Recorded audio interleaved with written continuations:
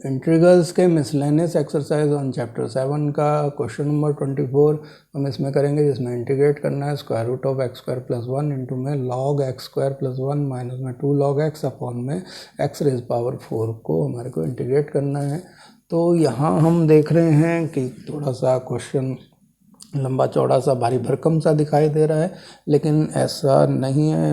ये क्वेश्चन बहुत ईजी है, आराम से जो है इसको किया जा सकता है। तो यहाँ जो हमारे पास फंक्शन है वो है square root of x square plus 1 log, और यहाँ ये है एक्स स्क्वायर प्लस 1 और माइनस में 2 लॉग एक्स, और नीचे जो है वो है एक्स रेज पावर 4। तो यहाँ जो ब्रैकेट के अंदर ऊपर न्यूमरेटर में 2 लॉग एक्स है, इसको हम लॉग एक्स स्क्वायर करके लिख सकते हैं।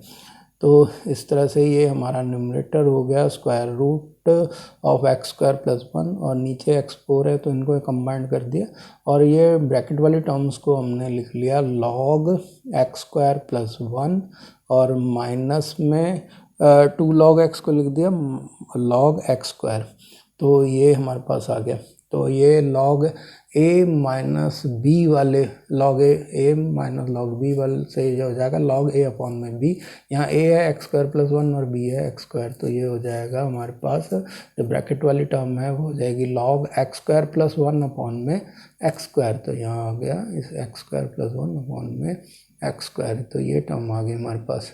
अब हम एक्स स्क्वायर से अगर इसको डिवाइड करते हैं तो ये हो जाएगा 1 प्लस में 1 अपॉन एक्स स्क्वायर, और ये हमारे पास इस तरह से हो गया, ये लिखा लॉग और ये ब्रैकेट में आ गया 1 प्लस में 1 अपॉन एक्स स्क्वायर।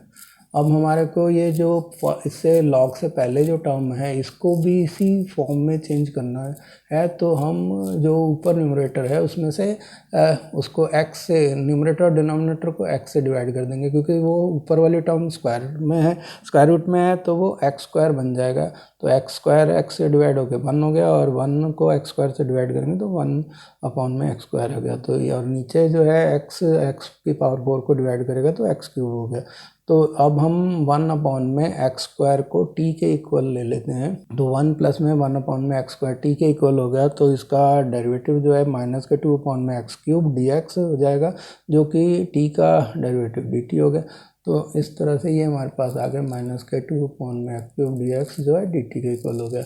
इसका मतलब 1 अपॉन में एक्स क्यूब डी एक्स जो है वो हमारे पास माइनस के 1 अपॉन में 2 डी टी के इक्वल हो जाएगा। तो हमारा इंटीग्रल जो है जो हमारे पास दिया हुआ है वो चेंज होके जो नए रूप में आएगा उसको हम यहाँ पर अगली टर्म में लिख देंगे। तो ये हमारे पास सबसे पहले तो ये है कि हमने इसको चेंज किस फॉर्म में किया वो लिखेंगे।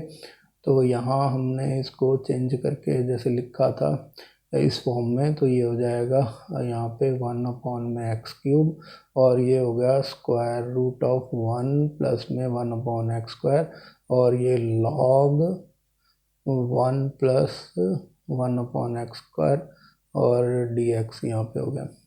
अब 1 प्लस 1 अपॉन में एक्स स्क्वायर को जो है हमने टी माना था, तो जहाँ जहाँ ये टर्म्स हैं वहाँ पे टी लिख देंगे, और डी एक्स जो है वो है 1 अपॉन में एक्स क्यूब डी एक्स जो है वो माइनस के 1 अपॉन में 2 डी टी के इक्वल है। तो माइनस के 1 अपॉन में 2 बाहर ले लिया, और ये हो गया स्क्वायर रूट टी, और ये हो गया लॉग टी, और इधर आ गया डी टी।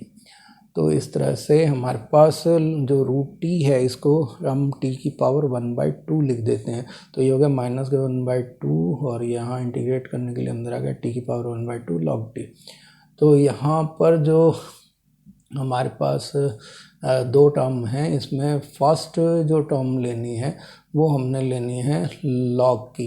तो लॉग टी को फर्स्ट लिया और टी की पावर 1/2 को सेकंड लेंगे, तो उसका इंटीग्रेशन हो जाएगा टी रेज़ पावर 3/2 अपॉन में 3/2, और इधर जो है सेकंड में इधर करेंगे तो लॉग टी का डिफरेंशिएशन हो जाएगा 1/t, और वो टी की पावर 1/2 का इंटीग्रेशन हो गया टी की पावर 3/2 अपॉन में 3/2।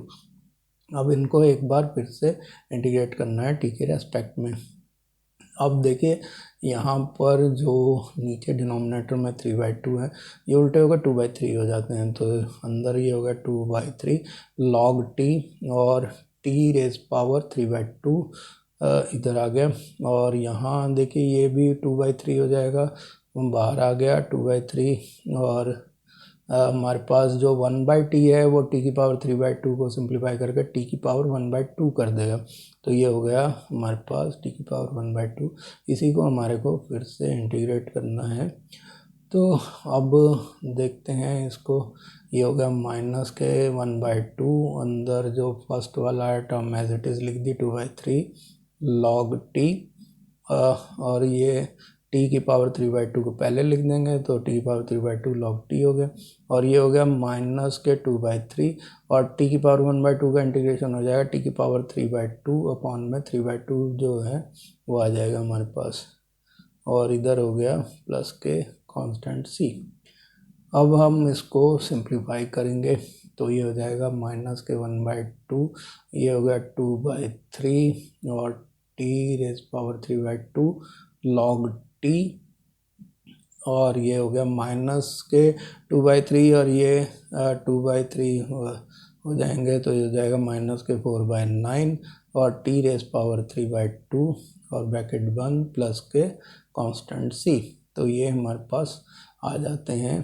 तो अब हम जो है इसको जो है सिंप्लीफाई करेंगे, टी की वैल्यूज़ वगैरह रखेंगे, तो ये हो जाएगा हमारे पास माइनस के 1/3, क्योंकि माइनस के 1/2 को 2/3 से करेंगे, माइनस के 1/3 हो गया, टी की पावर 3/2 log t हो गया, और माइनस के 1/2 को माइनस के 4/9 से मल्टीप्लाई करेंगे तो ये हो जाएगा प्लस के 2/9 टी की पावर 3/2 हो गया, और कांस्टेंट c आ गया यहाँ पे प्लस के c।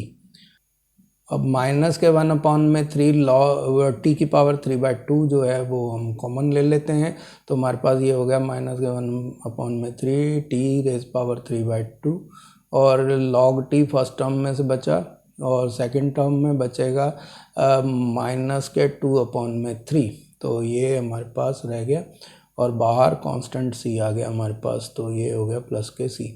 अब t की वैल्यू हम यहाँ पे रख देंगे जो कि है 1 प्लस में 1/x², वो हम यहाँ रख देते हैं, तो ये हो गया माइनस के 1/3 और ब्रैकेट में 1 प्लस 1/x², और यहाँ हो गया 3/2, और ये है यहाँ पे हो गया log t माइनस के 2/3, तो ये t की जगह हो गया 1 प्लस 1/x², तो इधर माइनस के 2/3 हो गया, प्लस के c यहाँ पे आ गया। तो ये इसका सॉल्यूशन हो गया। इसी तरह के और वीडियो देखने के लिए मेरे चैनल को सब्सक्राइब करें और बेल आइकन जरूर दबा दें। धन्यवाद।